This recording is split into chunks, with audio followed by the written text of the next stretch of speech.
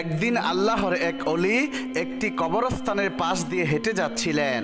তখন তিনি দেখতে পেলেন কবরের ভেতর থেকে দোয়া বের হচ্ছে এবং কবর থেকে কান্নার শব্দ ভেসে আসছে। আল্লাহর অলি এই দৃশ্য দেখে থমকে গেলেন। তিনি দাঁড়িয়ে দেখতে পেলেন দুইটা কবর থেকেই দোয়া বের হচ্ছে এবং ভয়ঙ্কর আহাজারি শব্দ ভেসে আসছে। এরপর আল্লাহর অলি ওই কবরস্থানের পাশের একটি গ্রামে গিয়ে উঠলেন এবং গ্রামের কিছু লোকজনকে ডেকে বললেন, আপনারা কি বলতে পারেন ওই কবরস্থানে দুইটি নতুন কবর পাশাপাশি দেখা যাচ্ছে, সেই কবরগুলো কাদের কবর? গ্রামের কয়েকজন লোক বলল, কিছুদিন পূর্বে ওই পাশের গ্রামের একটি মেয়ের বাবা মা দুজনেই ইন্তেকাল করেছেন। বাবা চলে যাওয়ার 3 দিন পর মেয়েটির মাও চলে যান, তাদের কবরই ওইগুলো। বুজুর্গ লোকটি তখন বলল, আপনারা আমাকে ওই মেয়েটার নাম ও বাড়ির ঠিকানা দিন, আমি মেয়েটার সাথে দেখা করতে চাই। লোকেরা তখন বলল, হুজুর আপনি একই বলছেন, আপনি কি জানেন কে সেই মেয়ে? সেই মেয়েটি হলো ওই গ্রামের একজন বিখ্যাত নষ্টা মেয়ে। সে দিনের বেলায় সারাদিন ঘুমায় আর রাত হলে পরপুরুষের সাথে বাজে কাজে লিপ্ত হয়। মেয়েটি দেখতে অনেক সুন্দরী, তাই অনেক দূর দূরান্ত থেকে পরপুরুষ এসে টাকার বিনিময়ে তার সাথে মিলিত হয়ে যায়। হুজুর আপনাকে তো দেখতে আল্লাহর একজন বুজুর্গ ব্যক্তির মতো মনে হচ্ছে, আপনি কেন ওই নষ্টা মেয়ের সাথে দেখা করতে চাচ্ছেন? আল্লাহর অলি তখন বলল, মেয়েটি যাই হোক না কেন আমাকে যে তার সাথে দেখা করতেই হবে। আপনারা বলুন আমি কিভাবে মেয়েটির বাড়ি পর্যন্ত যেতে পারি? তখন গ্রামের আরেক দল লোক বলল, হুজুর আমরা জানি না, সব কিছু জানার পরেও আপনার মতো একজন মানুষ কেন ওই মেয়ের সাথে দেখা করতে চাচ্ছেন? মেয়েটি এতই খারাপ চরিত্রের মানুষ যে আপনি যদি তার সাথে দেখা করেন তাহলে মানুষ আপনাকে নিয়ে বাজে কথা বলবে, আপনার চরিত্রে কলঙ্ক লুটাবে।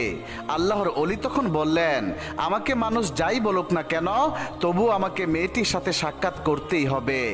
আল্লাহর অলির বিশেষ অনুরোধে শেষ পর্যন্ত লোকেরা ওই মেয়েটির ঠিকানা বলল। লোকেরা বলল, ওই পাশের গ্রামে যাওয়ার পথে একটি বটগাছ আছে, সেই বটগাছটার বরাবর যে রাস্তাটা গেছে সেই রাস্তার মাথার বাড়িটাই হলো ওই নষ্টা মেয়ের বাড়ি। মেয়েটার নাম গোলাপি। এরপর আল্লাহর অলি ওই মেয়েটির বাড়ির দিকে রওনা করলেন। হাঁটতে হাঁটতে তিনি পথের মাঝে একটি বটগাছ দেখতে পেলেন এবং সেই বটগাছের নিচে একজন লোক বসা ছিল। আল্লাহর অলি ওই লোকটাকে জিজ্ঞাসা করলেন, ভাই গোলাপির বাড়ির কি এটাই রাস্তা? লোকটি তখন বলল, জি এটাই, কিন্তু হুজুর আপনি কেন তার বাড়িতে যাবেন? তার কাছে তো ভালো কোনো মানুষ যায় না, তাকে সবাই রাতের রানী বলে ডাকে।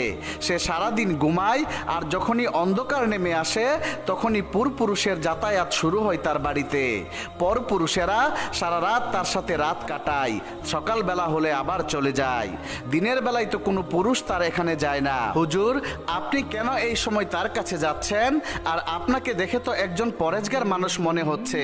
আল্লাহর অলি তখন বললেন, আমি কোনো খারাপ উদ্দেশ্যে তার কাছে যাচ্ছি না, আমি তাকে ভালো পথে ফিরে আসার জন্য আহ্বান করতে চাই। আচ্ছা তুমি আমাকে বলো তো এই মেয়েটি কতদিন ধরে এই কাজে লিপ্ত হয়েছে? লোকটি তখন বলল, কয়েক মাস হলো মেয়েটির বাবা মা দুনিয়া ছেড়ে চলে গেছে, এরপরেই মেয়েটি এই খারাপ পথে চলে যায়। অতঃপর আল্লাহর অলি আর কোনো কিছু না বলে সেই রাস্তা ধরে মেয়েটির বাড়িতে গিয়ে উঠলেন। আল্লাহর অলি মেয়েটির বাড়ির উঠোনে দাঁড়িয়ে ডাকতে লাগলেন, ঘরের ভেতরে কি কেউ আছেন? একটু বের হবেন, আপনার সাথে আমার জরুরি কিছু কথা আছে। কিন্তু ঘরের ভেতর থেকে কোনো সারা শব্দ আসছে না। হুজুর আবার ডেকে বললেন, ভিতরে যদি কেউ থেকে থাকেন তাহলে একটু বাহিরে আসেন। এরপর ঘরের ভেতর থেকে একটি মহিলা বের হয়ে আসলো। আল্লাহর অলি মহিলাটাকে জিজ্ঞাসা করলেন, আপনার নাম কি গোলাপি? মহিলাটি বলল, না ম্যাডাম ওই পুকুর পাড়ে গোসল করতে গেছে, আপনি ওইখানে গেলেই তাকে পাবেন।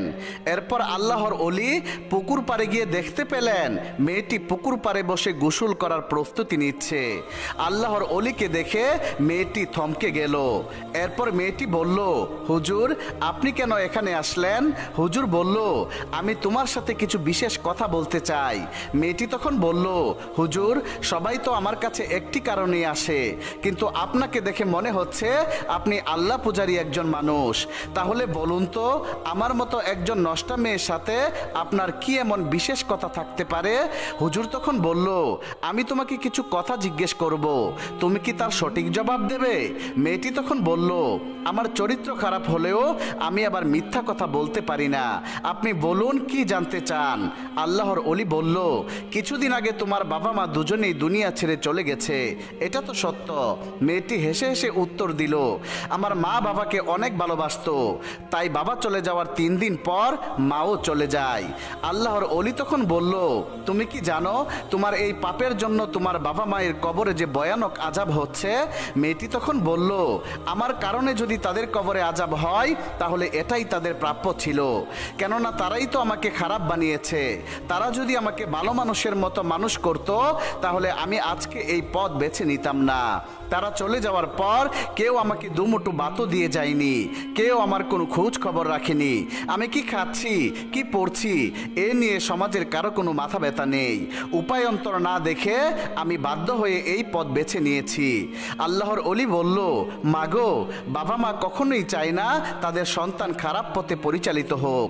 তারা তাদের সাধ্যমতো সন্তানদেরকে মানুষ করার চেষ্টা করে। দুনিয়াতে অনেক ভালো কাজ আছে, তুমি সেইগুলোও বেছে নিতে পারতে। বিয়ে করে সংসারী হতে, সেটাই তো ছিল তোমার মঙ্গল। এখন তোমার এই খারাপ কাজের জন্য কবরে তারা শাস্তি পাচ্ছে। তারা তো এই জন্য তোমাকে দুনিয়াতে জন্ম দিয়ে যায়নি। যখন তুমি দুনিয়া থেকে বিদায় হয়ে যাবে তখন তোমার কবরেও একই আযাব হবে। মাগো, এখনো সময় আছে, তুমি ভালো পথে ফিরে আসো। এতে করে আল্লাহ রব্বুল আলামিন তোমার বাবা মায়ের কবরের আযাব মাফ করে দিতে পারেন। আল্লাহর ওলির এইসব কথা শুনে মেয়েটির মনে আল্লাহর ভয় সঞ্চার হলো। মেয়েটি বলল, হুজুর, আমি কিভাবে এই পথ থেকে বের হতে পারি? আপনি আমাকে সৎ উপদেশ দিন, কি করলে আমি এই পথ থেকে বের হতে পারবো?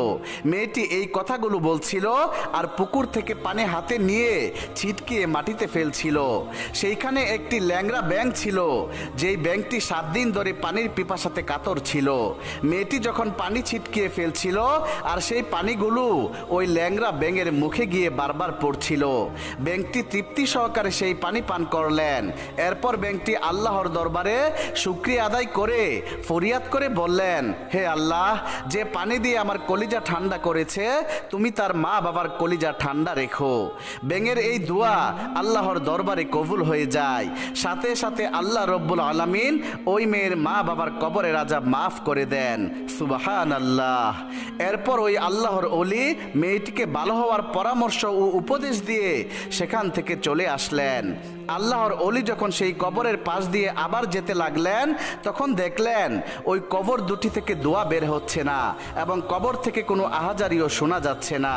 এরপর আল্লাহর ওলি আকাশের দিকে তাকিয়ে বললেন, হে আল্লাহ, তুমি রহমানুর রহিম, তোমার লীলা বোঝার সাধ্য